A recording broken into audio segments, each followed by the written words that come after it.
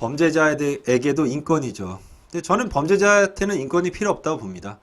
12. 경찰청에 따르면 정인인 사건이 발생한 지난해 10월 이후 아동학대 신고는 전년 같은 기간 대비 약 37.5% 증가했습니다. 2019년 10월부터 2020년 1월까지 총 4,332건의 아동학대 신고가 접수됐는데요. 정인양 사망 이후 2020년 10월부터 올해 1월까지 총 5,958건의 신고가 들어왔습니다.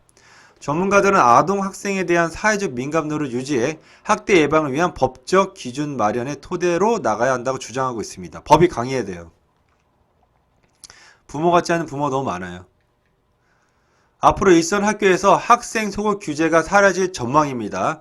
현재 서울시내 여자중학교 44곳 중 9곳, 여자고등학교 85곳 중 22곳이 학식의 속옷에 관한 내용을 규정하고 있습니다. 지난해 코로나19로 시작된 원격 수업을 계기로 커진 학력 격차 문제 때문에 걱정이 앞선 학부모들은 사교육에 손을 뻗고 있습니다. 파리 NHA 에듀가 2019년 2학기와 2020년 2학기 시행한 초등 1학년부터 6학년 대상 수학 학력 평가 성취도 수준 비교한 결과 평균 점수는 2019년에는 71.5점이었는데요. 2020년에는 57.2점으로 1년 새 20% 급락했습니다. 모든 학년이 일제히 점수가 다 하락했고요. 특히 수학은 3학년이 2019년에는 72.4점에서 2020년에는 이제 52.8점, 28.5% 하락했습니다. 다음으로 5학년이 72.5점에서 56.3점으로 22.3% 하락했습니다. 그러니까 초등학교는 3학년, 5학년이 학력의 저하가 가장 컸습니다. 영어도 수학과 마찬가지예요.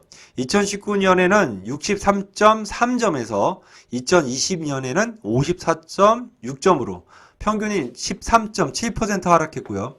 학년별로 보면 고학년일수록 성적 하락이 컸습니다. 초 6학년이 63.1에서 49.3점으로 21.9% 급락했습니다.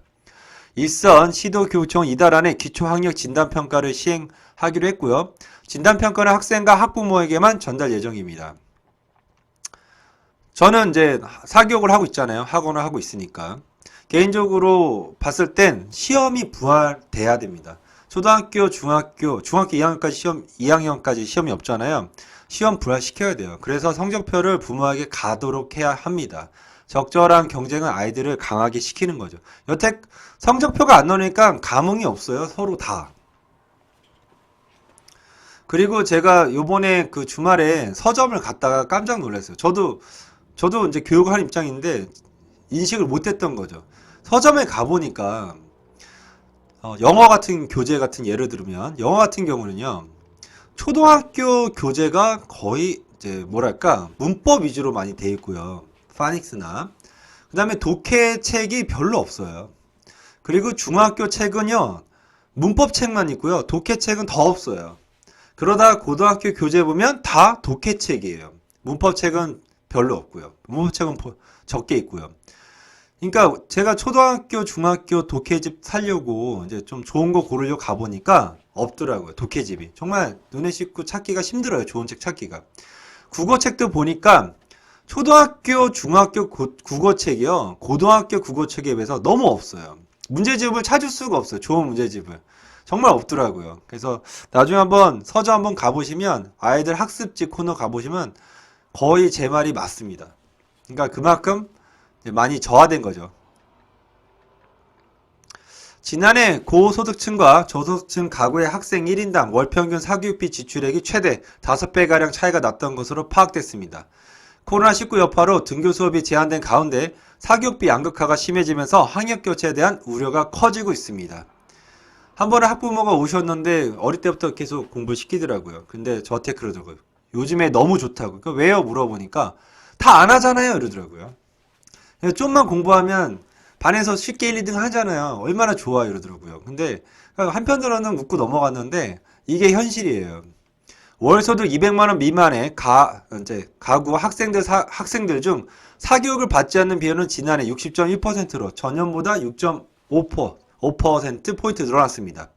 반면 월 소득 800만 원 이상의 가구는 19.8%로 전년보다 4.4%포인트 늘어났습니다.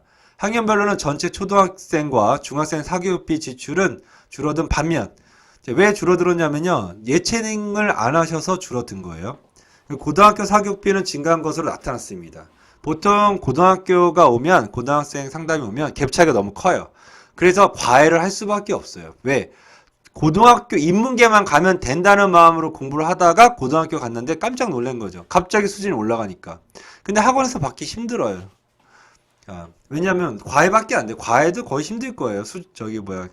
열심히 안 한 상태에서 겨우 인문계 간 학생들은요.